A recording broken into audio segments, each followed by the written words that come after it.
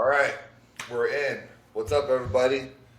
Welcome to Anabolic Talk Radio. I'm Devin. This is Fielder. Yo, yo. Today's topic, excuse me. Today's topic is how bodybuilding saved our lives.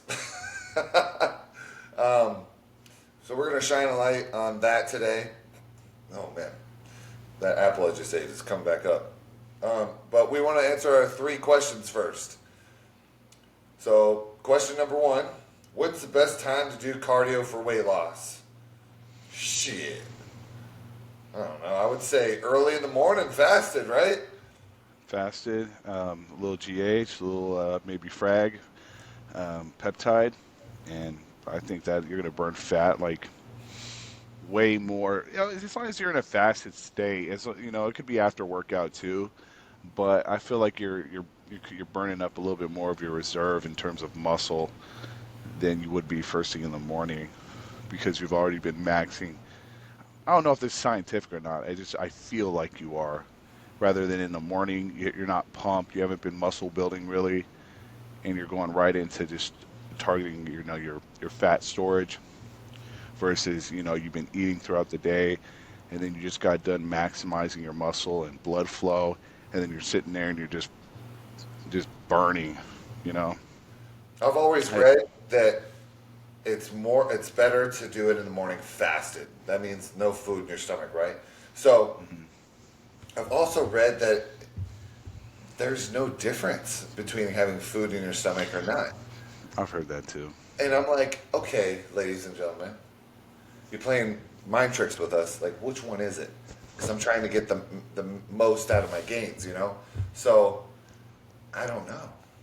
I just do it fasted in the morning, get it out of the way, get it done right out of the gate, and then move on with my day, get my workout done later. Yeah.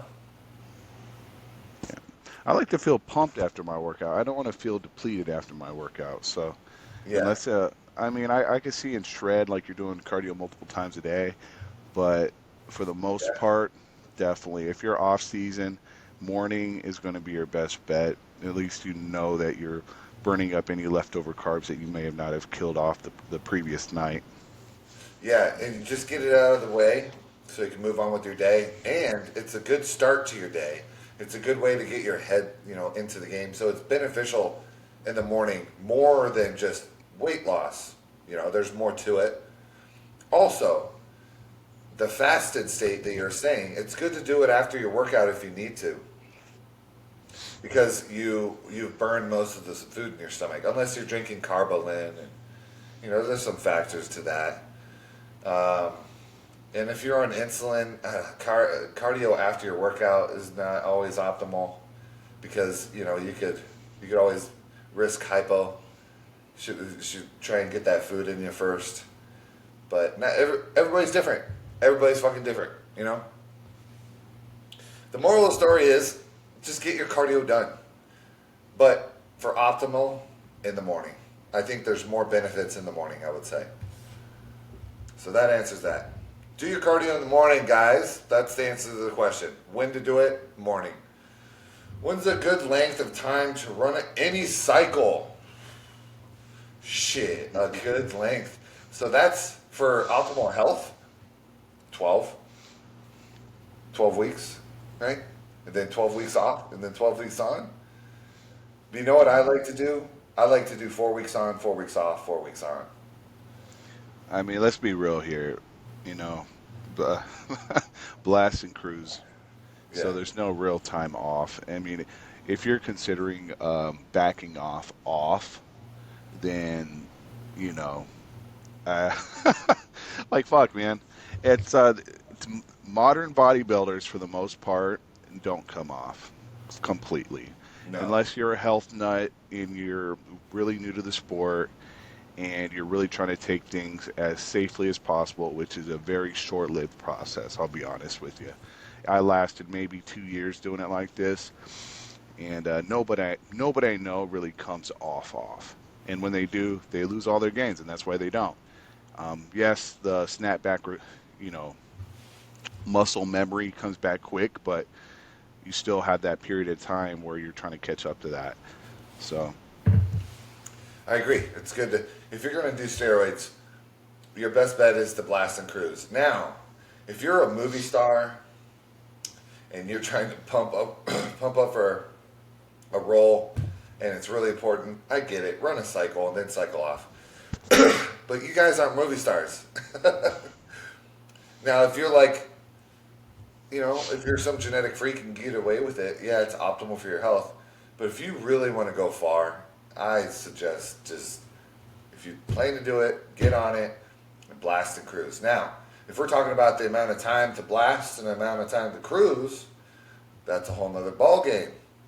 12 weeks is a good amount of time, 3 months, to be on heavy levels and then back off for another 3 months. That's optimal. And just letting your receptors come back so you can stay reactant to the compounds. Yeah, and it allows you to kind of go through a health phase so you're not just constantly anabolic, constantly with your hematocrit all high, constantly with your liver enzymes all fucked up. Your prostate's going to get fucked up over time. Your kidney's going to get fucked up over time. Everything's getting fucked up if you just stay on shit. I mean, Larry Wheels was on shit for a minute, supposedly. I read that. And he ran into some serious health problems. He was on for like 5 years straight, some shit like that. And what would you say a base protocol for a blast and cruise would be? Like, explain what a cruise and what a blast. Blast is raising your compound percentages, milligrams, and then not just being on test. So a blast would typically be something with a test base, and then you add anabolics on top of it, like your equipoise, your primobolan, your decanate, trenbolone, all that cool stuff. So that's a blast. Depending on the dosage amount, that's up to you, and we can What talk would you about say? that.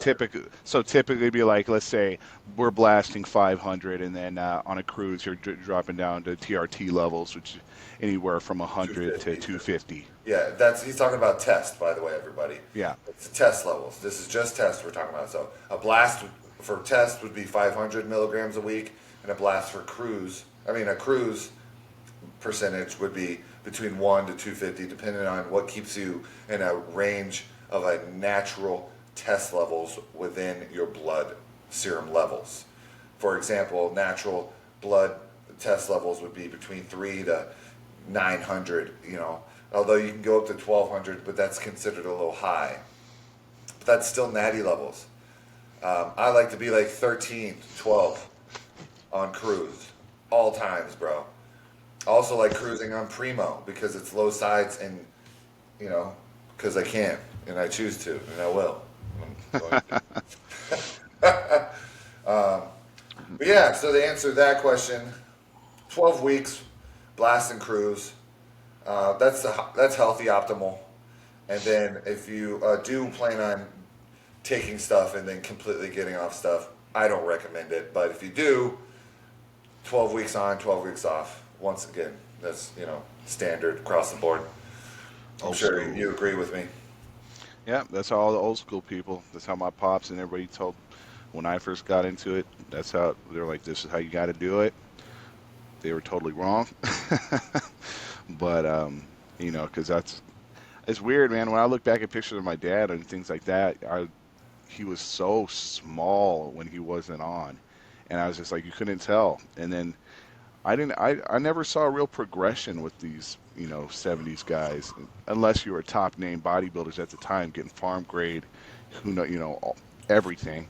Yeah. But for your local Joe Schmo, just doing shows back in the day, they really weren't too. It was like they always had their max look. They brought that same look back to the stage, maybe brought a little bit more refined. Yeah, a But they little were more never. conditioned, but yeah. Yeah. No, I completely agree. I ain't gonna be that guy. I'm gonna tell you that right now. I will not be that dude. But we're growing, bud. We're Yeah, man, we're trying to do this shit till the wheels fall off. Really, trying for real. 300 lean, right? Shit, I wouldn't mind that. 280, no, 260 lean would be the. All right, I made it. 260 lean, bro. That's fucking mean. Yeah, it is. That's Yeah. What's Hunter Labrada's around there right now, right? Yeah, I mean most Olympians I'd say are anywhere in the 240s to 270 range, depending on their height. Yeah. And you know, you got the Samson Daudas, the big Rammies that are pre pretty damn close to the 300 marker, but Yeah. for the most part, I'd say 270 is a really that's like man, that's our coach Manny. That's around I think his lean off season look. 270? Yeah, right. No, he when he was on Slim and high GH and on NPP and stuff, he bloated up to 270, and he That's held what I'm it. saying. Off season. Yeah, that's what I'm saying. Oh, Not off for season shred. blast, off season blast. Yeah. Yeah, yeah. Mhm. In his health phase right now, he's in the 250s. Shit. Yeah. He But said that's he was crazy. only 15 pounds over stage weight, and he was like 240, 235, 239, almost about 240 on stage. That's big weight for a Yeah, first pro. For a first pro show, that's crazy shit. dude, he's my height. He's like 5'11", and Yeah, he actually is. He's exactly your height, yeah, I believe. Yeah. yeah, he is, and he weighs like 9 pounds more than me in muscle, which is insane. It's all about that maturity and density. He's been in this longer than both of us. We've been lifting, but he's been refining for, you know, he's figured it out a lot quicker. Yeah, I guess that's true. Yeah, well, there's a reason why he's in the position that he's in, is because he's good at what he does, and he's had time. Anyways, moving forward. Hold on, let me turn my phone back on. All right, last question, bro. Workouts to help knee pain. Let's see what you have to say about that. Guys, I am like the knee pain man. Like I literally deal with this every leg day, and that's the only thing holding me back from like getting closer to Devin's numbers, which are absolutely filthy, disgusting, insane, and make me rethink working out every day of my life, which in the long run makes me better. Yeah, fucking yeah. But my knee pain is that of an old man. It seems like I always have tendonitis forming on my, the bottom part of the knee, the patella tendon, and a lot of people would refer to this as jumper's knee, especially if you're in sports. It's just when your bottom knee, joint is kind of just hurts when you're jumping and landing, or you're initiating squat, getting into a squat position. Um, Whether it's hack squat, classic squat, barbell squat, leg extension, anything that's putting pressure on that knee, it sucks. So first thing is a good knee sleeve. I use Inaka knee sleeves. They're durable. They have really good tension on the knee, which just keeps everything nice and compressed. I also use a patella band support. It's just like a thin band that goes around the bottom of the knee. You just tighten it up. You could double up on them. You can use both at the same time, or just one until your body's able to kind of kick that tendonitis away. And compound wise, connective tissue is so important. Vitamin D3, get your glucosamine, get your omega-3 fatty acids, your fish oil pills, and man, that's All of really it. all you can. That's all you can really do. Get your body work done from your local ART specialist with massage work, and that's all I've been able to figure out so far. I try to just find motions that don't compromise the front of the knee so much, but it's hard because for gaining mass, you really need to be able to squat heavy. Whether it's, there's so many variants of squat, but you got to find one at least to have a major compound movement. I've noticed that there are certain body weight exercises that help with working out the knee, especially the muscle behind the knee, that will help strengthen it. Also, seated leg curls help building the muscle behind the knee. Prone leg curls can, but the seated hits it a little bit better from what I've noticed personally. But rehabilitation type movements are really good, like stretching type workout movements, all calisthenic, maybe some plyometric type movements where you're actually leaving the ground, jumping, and even they are calisthenics primarily, which is just body weight. So, yeah, there's some good stuff out there. Google, obviously, is anybody's best bet. Whoops, hold on one second. And then, or seeing a specialist, which we both go to E-Training, who Aaron is amazing. Shout out to Aaron. There's some good What there's up?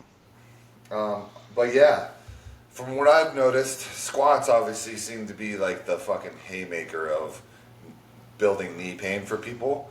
But there's other movements that can help. Oh yeah, what's that? What's the technical term for that leg press that you used Saturday that had no pressure on your legs, your knees? Oh, it's like the hammer strength hip press. The hip press, yeah, I call it the cage Yeah. press because it seems like you're in this like cage. Yeah, But kind of it's a swooping motion, kind of like a leg press version of a what do they call them? Pendulum squat. yeah, So yeah.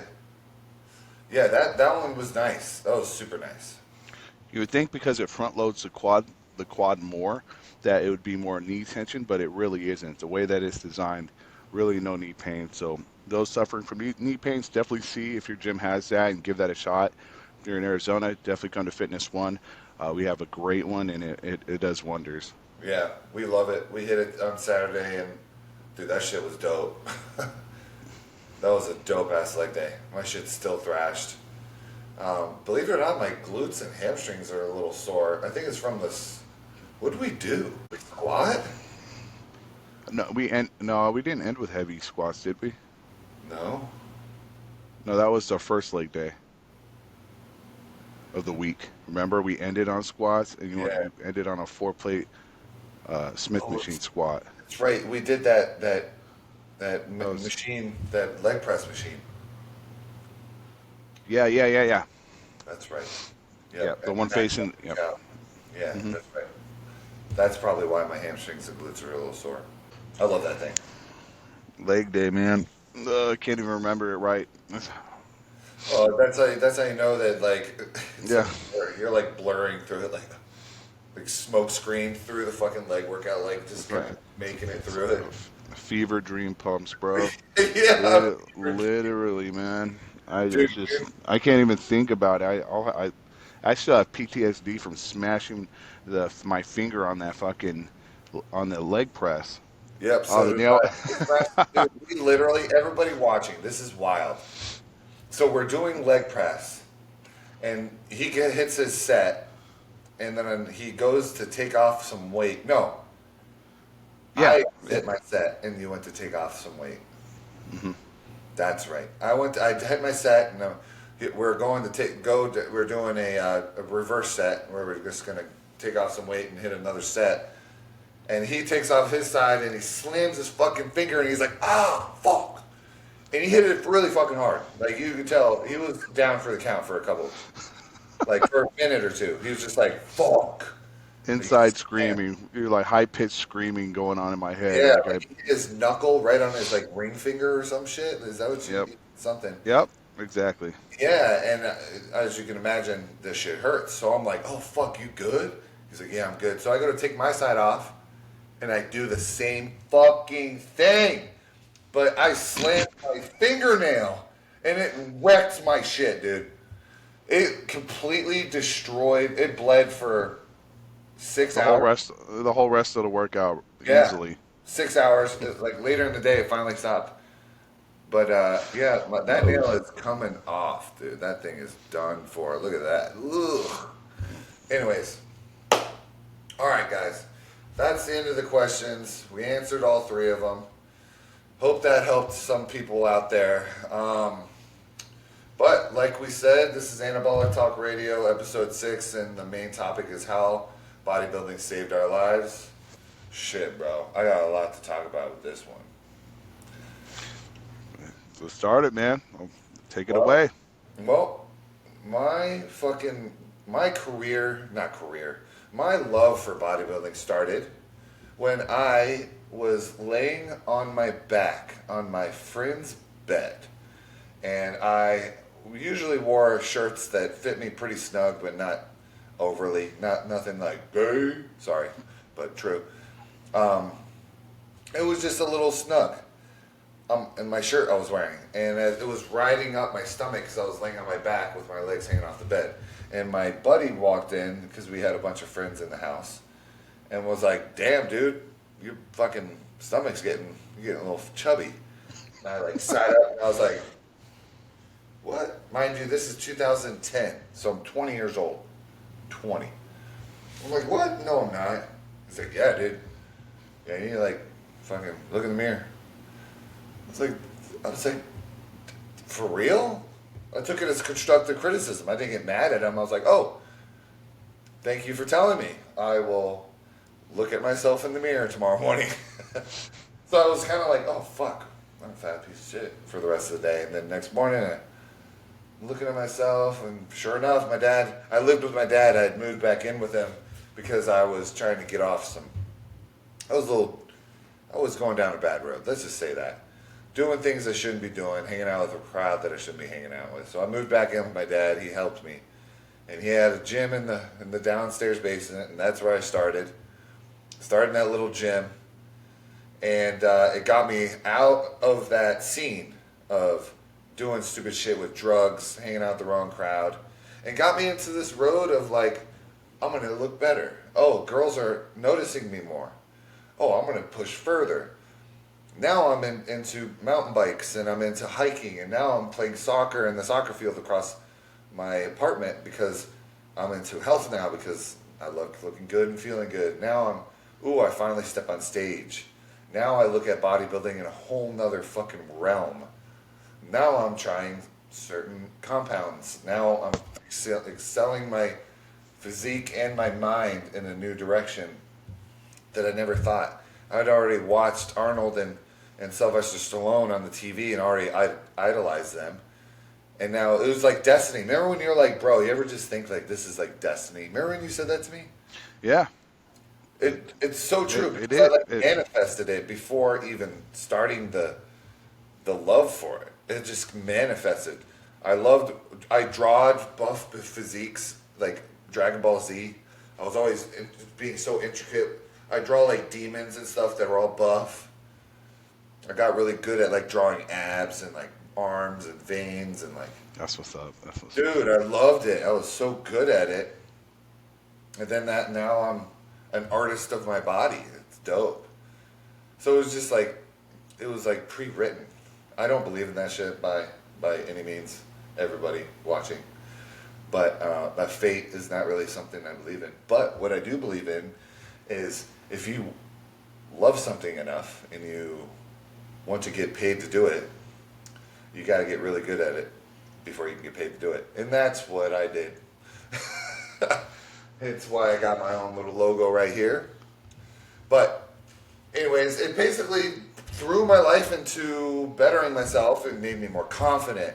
Bodybuilding made me more confident. It allowed me to get the girls that I never thought I could get. It allowed me to hold myself in social situations at a higher stature. People respected me more, which made me respect myself more. People looked up to me, which made me inevitably a leader. Oh, dude, there's so much. There's so much. What do you say? Oh man, shit. Um, Bodybuilding saving my life.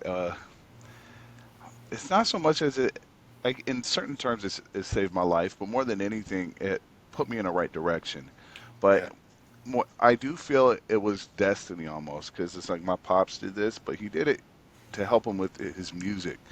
So like with his album covers and things like that, he wanted to look really good, and he just, okay, might as well do a show because I'm in shape, type ordeal.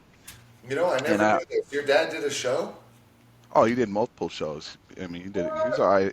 He was a, I not was it NPC competitor? I don't know if that's what they called it back in the day, but yeah, wasn't worth the. I'm like double, triple his size now, but like it wasn't that impressive. But when I was a kid, I thought it was amazing. So I always looked up because I didn't meet my dad until I was 18 years old. So I always had to envision what he was like. And my mom was like, yeah, he does bodybuilding, he's a musician. I thought he was this super cool. I had this super cool image in my head of what he was like, and a bodybuilder was one of them. But at the same time, I rejected the thought. At the time, I rejected the thought of trying to be like him. So I was always like, no, I'll never take steroids, and no, I'll never do this. I'm so against it all. And but it was almost like it's because I knew it was inevitable that I was going to be drawn to this. I was already super heavy involved in sports. Basketball was my life, you know. And then when basketball didn't go anywhere, I found myself in a place where I was just literally hanging with people that were, crushing up Percocets and smoking weed all the time and doing ecstasy and doing all this, party lifestyle, right? And I was just like, man, but I never was comfortable in that environment. Me too. I was always that weird guy, and I definitely never had this what's the word I'm looking for? Charisma that I always wish I had, that I saw and knew my dad had, like later on in life when I did meet him. And I always wanted this charisma, but I had never developed it. It was not my personality. So that's really what bodybuilding, took me away from, was like, hey, like we need to recreate yourself and make you into a monster that's undeniable. And then from there, that's when the charisma started. Okay, I look better than this person. And on top of that, I'm getting the respect from everybody that around me that's watching me year after year after year after year after year, getting better and better and better, and surpassing everybody. So there's been quite a few gyms that I've ended up being the biggest guy in the gym, and fun. And it took years, but it's such a good feeling when it did happen. And It's nice being like the big guys. yeah, so I'd say more than anything, bodybuilding has helped with my charisma. You know, Yeah. which is such a big thing as a man. Because if you don't have good charisma, everything's harder. Everything really is. You don't take that initiative. If you don't think that you're good enough. So Yeah, you're right. You're actually super right. so it's like, yeah, man. It's now I got to a point where I was kind of peeping my dad on a little bit of game with bodybuilding. He was able to learn a little bit before he died from from the product, the young buck, you would say.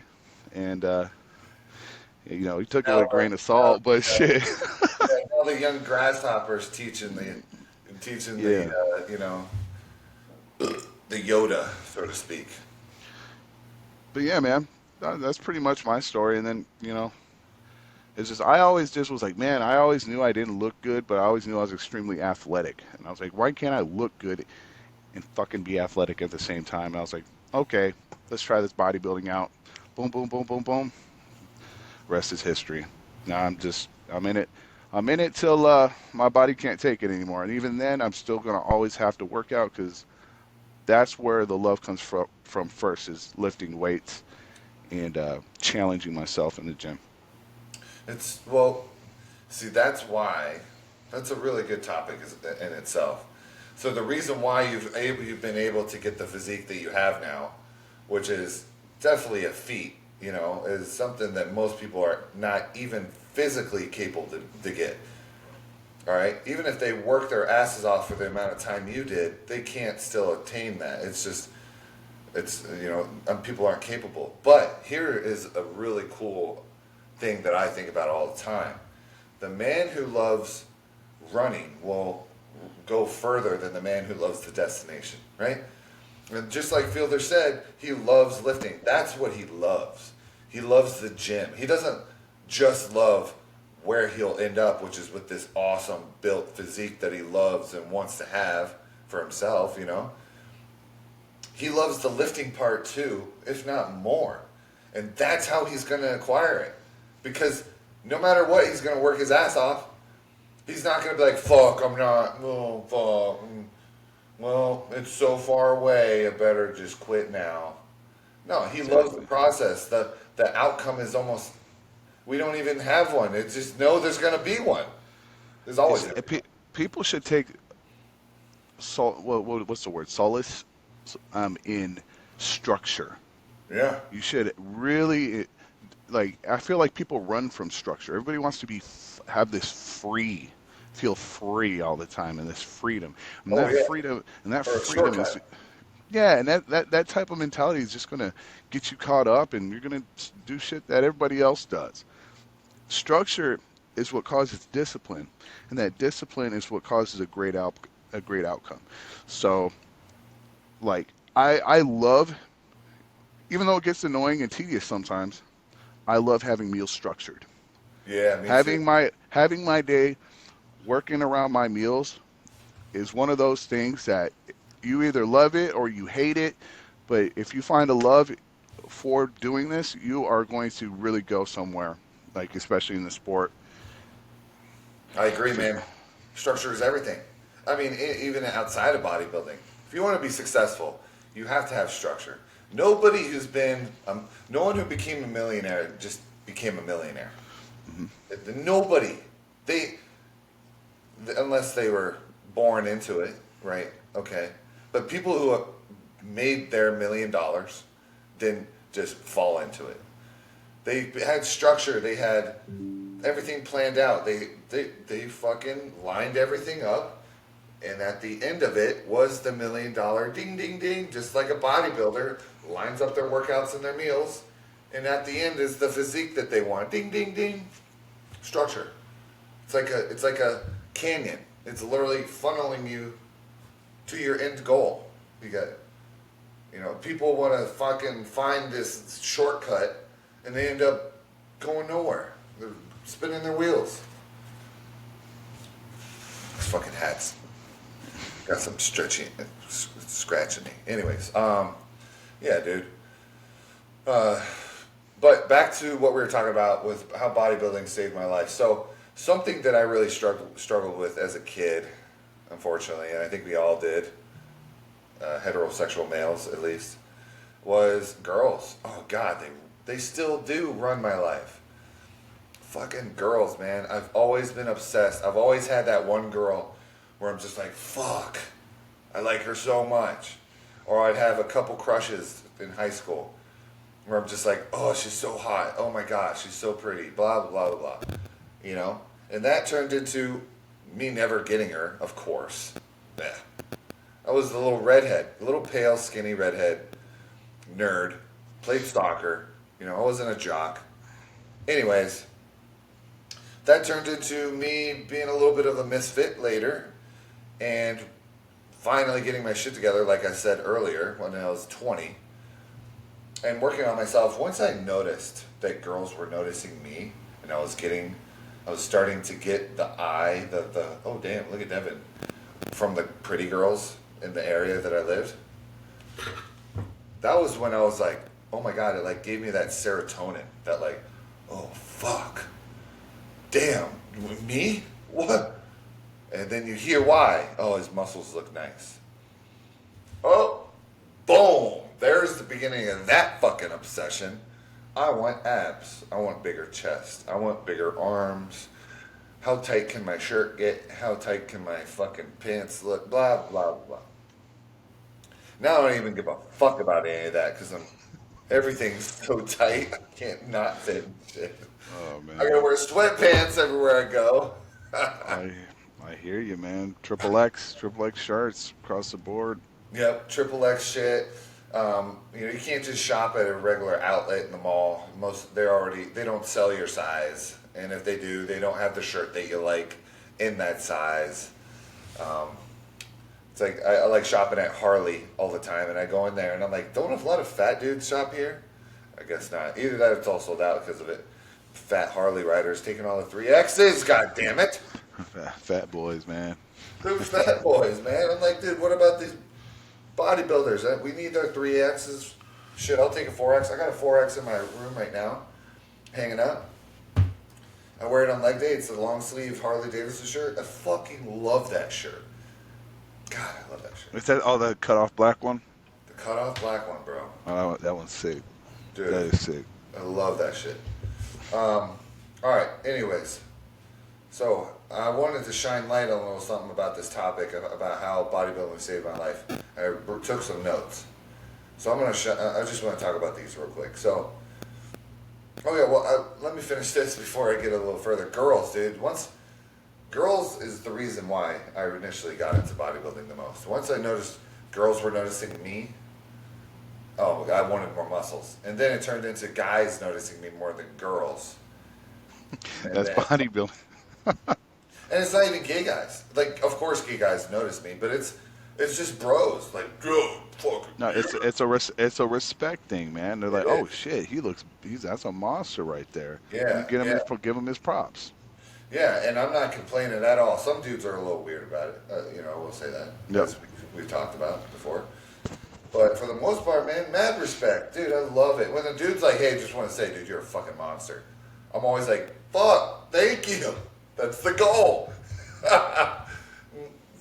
What's your name? It sparks convo. But what I wanted to shine light on was um, about gear usage when you get heavily into bodybuilding. And I'm sure you agree with this, Fielder, because I personally don't think that just everybody should take steroids if they lift. I don't. I really don't think they should.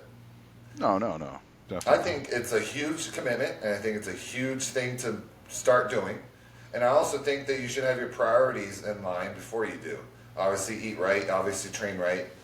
Water intake. But above all that, what are your long-term goals?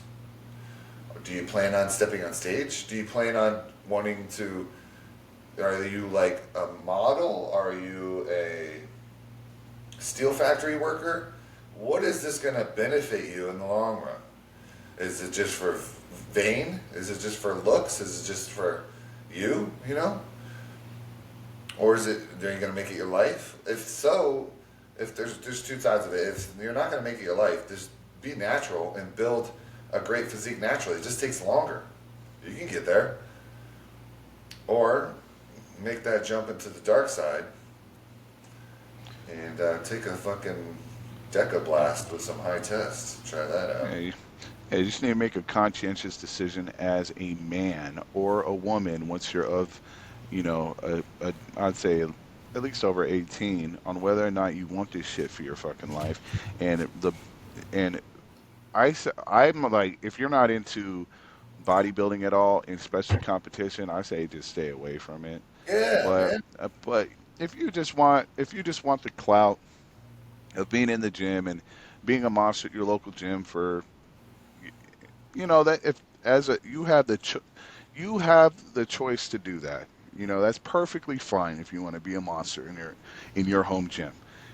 But everything comes with risk, and does the risk outweigh The the reward. the side effects, right? So I always thought, well, that before I even started taking it, I was like, well, am I willing to go to the doctors?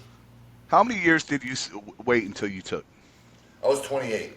So I bodybuilded for 8 years before I decided to. I built a, Oh, I built a physique that people thought I was already on gear. 100%. I was nice. deadlifting 500 pounds for reps. I was squatting 405 for reps. I was 180 naturally. I would get up to 230 naturally. I had abs at 230, 4 pack. I rode mountain bikes. I did shit that most dudes at that size couldn't do. People were like, what the fuck are you even? What are you? And I would get like the, hey man, what's the connect? Hey man, where can I get this? And I'd be like, hey man, I don't fucking know.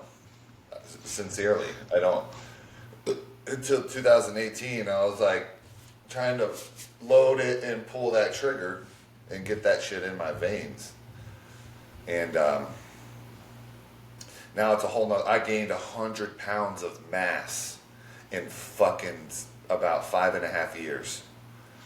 That's crazy, man. Yeah, bro. I was 180, and now I'm 280. I started a lot earlier.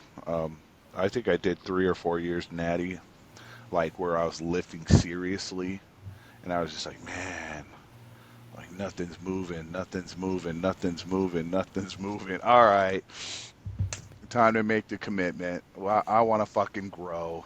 Mm-hmm. And then finally, I was like, I talked to my bodybuilding mentor at the time. He's like, he brought some stuff down from Dubai, and he so That was some strong ass shit. It hit me with a preloaded syringe of um, it was uh, it was Sustanon and Deca all in the same bottle of how Oh they damn. transported it, and it was like it smacked me. Went straight to Subway 30 minutes after the shot, and had like fucking 4 sandwiches. Worked out, and I was starving as if I didn't eat after the Well, after the that was placebo. That was obviously all placebo. dude, I don't. I think it was sus, and there's a little bit quick test in there. So I'm thinking that's what smacked me. I don't think I ever had like a feeling of testing me before. Bro, you had Cause an adrenaline rush. There's no way you it think came that you quick. think so? I just remember I was like, man, because I always was like, man, I never wanted to eat. I was like that stoner kid that never ate and shit, And when I did eat, it was like just regular baby-sized meals. And if on a good day, I would have a solid meal. Then I was like, okay, smack that. I was like, I couldn't eat enough. It lasted like 2 weeks like that, and then started tapering down. And then, Interesting. Well, the yeah, half man, life on sus is, I believe, it's up to a week, but the immediate is like up to a day. So the right. fact that you felt it right away is wild. I'm thinking 24 hours. I guess not. I don't know. I don't know, man. I was That's just like, but yeah, that was my first, and it took me a while, and I had to be pretty much convinced that I'd already put in enough work. I had to talk to my bodybuilding mentor because I was talking to him every day. I'm just like, dude, like I'm not growing, I'm not growing, I'm not growing. I had 6 meals today. I've been eating nothing but fish. I've been doing, and then he finally is like, Nick, if you really want to grow, man, you got to do something else. And I was like, all right, all right, this time. Yep. Or, ladies and gentlemen, do it longer. Or do what Fielder did and jump on the fucking dark side train. I'm happy So I didn't start that in high school though, man. I would have yeah, been there's a that would lot have of been crazy. yeah, a lot of these kids are doing even SARMs. It's like, dude, you're so anabolic as it is. You could eat a sandwich a day and get fucking gigantic. Look at Sam Sulek. He's Uh, 21 and eats like a fucking trash can. I don't even want Trash to mention that macros, guy. don't get me wrong. We don't even want to mention that guy in here anymore. I know, right? It's I, just, I still watch him periodically, and I'm just like, you're a cool ass dude, but you're just riding them genetics, ain't you, boy? no, he's just right. He's just trying to get clout, spewing a bunch of shit. You don't believe any of that crap. Yeah.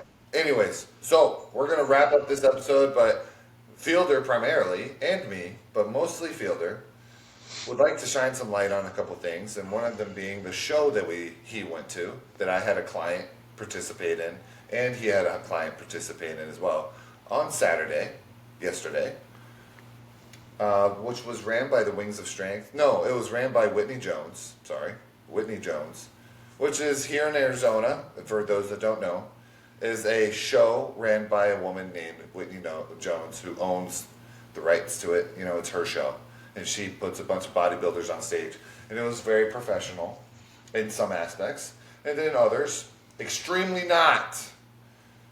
I want to hear what you got to say, bro. Let's see what do you got to So say. first of all, I like to think that was a top, um, I would say top level amateur show. Um, it had national quality, bodybuilders in certain divisions, especially the lightweight division. So first, okay, my first. Let me first. I'm trying to come off light here. The way too many bikini competitors. Okay, so with that being said, that's a good. Was a really great show. I personally would want to do that show, but for the fans of bodybuilding and the people who love bodybuilding and not bikini and other things, I think a different direction is much, much needed. And especially in terms of um, the, how do you say it, the financials, like how we pay, how many times you have to pay to see a single show. Yeah, so what he's trying to say, everybody, is we had to pay $55 for the morning show. And then we had to leave because there's an intermission for a couple hours. And then that same ticket wouldn't allow us in for the night show. We had to Yeah. pay 55 morning, 55 night, and then us coaches I had to pay 155, right? Yeah, I think it was 155 or 150, just for the coach's pass. So, as a coach, you do not get access to the show with just a coach's pass. So whether so even if you, no matter how many athletes you bring, to my knowledge, means nothing. You still have to pay for general admission for both the prejudging and finals. And if and on this particular show, they had two different, or day, they had two different shows, and you had to buy prejudging and finals for both. So on top of having that initial coaches pass, and if God forbid you want your wife to be or somebody else to come with you, that is just doubling an absurd amount of money, and you're milking all the fans of bodybuilding for all the hard work that they've been putting into trying to do the show, and they want their families to come. This is not how you reward bodybuilders, unfortunately. This actually gives bodybuilding extremely bad rap, from that end of the spectrum there.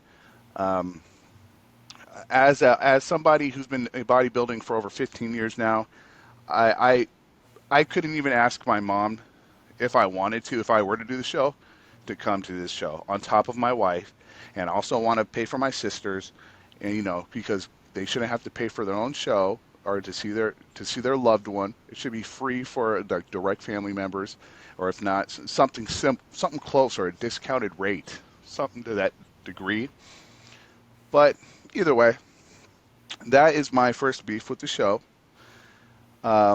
Next one is, if you have a show that has, let's just say, women's bikini, and it's such a large part of the show.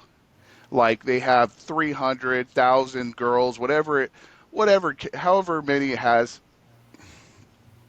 If that takes 3 to 4 hours just for women to go, give them their own separate day. Because what it's doing is, at this point, that was such a ladies' show that everybody that was at that show was predominantly for the women's bikini. And then it forced everybody who already had to spend a boatload of money for the previous shows to to sit through the longest event of their lives. It was actually unbelievable. It was absolutely unbelievable. I would definitely say, please, for your next show, try to give back. Try to give back to the bodybuilding the community a little bit, please, for the love of God. As competitors, we give a lot into this, and I'm getting a little bit tired of not seeing any of it come back. And it's like that. I felt scammed. I actually felt scammed, and having brought two competitors to the show, and being basically and getting kicked out of the show to have to repurchase an entry ticket because my coach's pass of $150 wasn't enough, when I could have easily, well, it was like $55 for nationals at the NPC championships when I just flew there in Orlando last December, which was it was less than a quarter of what I just paid single-handedly for an amateur show that was less quality. Obviously, it's not a national level show, but I will say, I'll end it on another good note. This was a tremendous amount of competition there. I am definitely going to try it out this next year. Hopefully, they make some improvements. And kudos to all the competitors who took top 5 in any of their categories. I'd like to give a shout out to Mike, Michael Yo, Frank, Michael Franklin, man. He's a little tank, and he got third place in the lightweight division, and then fourth place. That was for the Arizona Championships, and then also got fourth place in the Whitney Jones portion of the show. And it was a tremendous showing. His best look yet. He's my homie. You did great, brother. Yeah, man. yeah. You have any thoughts? You have any thoughts of the show? Oh, well, I mean, you pretty much you hit everything on the head. Everything you said, I would say the same thing. I've been to plenty of shows and have my personal opinion about them. Where I've always thought they're many money pits, and they don't cater towards the competitors very much. Like, okay, cool, you gave me a little backpack and a free shirt that promotes your company. Doesn't say my name on it. Doesn't mean anything personal to me. Like, oh, cool, your backpack has your logo on it. Nothing of, I don't know. It's like, dude, I'm putting hundreds of dollars into this. Can you make it a little more special? But anyways, guys, that's what we think about that. That concludes our episode. We're gonna go ahead and have to call it quits because we're ending at the our time limit. But guys, thanks for tuning in. This is Anabolic Talk Radio, episode 6. Peace out.